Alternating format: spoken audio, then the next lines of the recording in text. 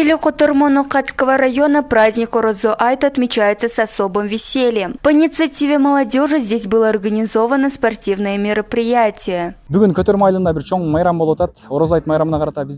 честь великого праздника Орозо Айт каждый год у нас проходят праздничные мероприятия. В этом году праздник устраивают наши старшие братья и сверстники, а к следующему году организацию праздника мы передадим нашим младшим братьям. Команды соревновались в перетягивании каната, играли в волейбол и рукопашный бой. По словам местных жителей, в этом году праздник Орозо Айт проходит по-особенному.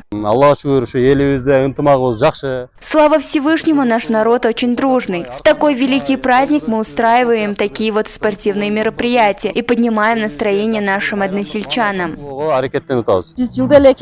Мы каждый год с детьми посещаем праздник в честь Орозо Айта, так как это важный и ценный день для всех нас.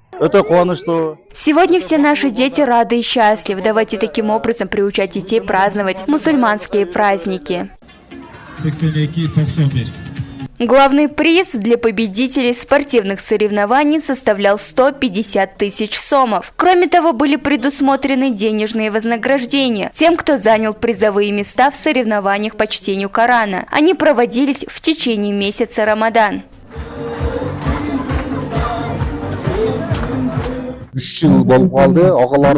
Мы уже как 3 года празднуем Айт таким образом. Наши старшие братья передают младшим организацию таких мероприятий. Самое главное – это веселье и радость, которую мы дарим нашим односельчанам. Думаю, Орозо Айт нужно праздновать с особым настроением. Мероприятие было приурочено к празднику Орозо Айт и прошло в рамках указа президента о духовно-нравственном развитии и физическом воспитании личности.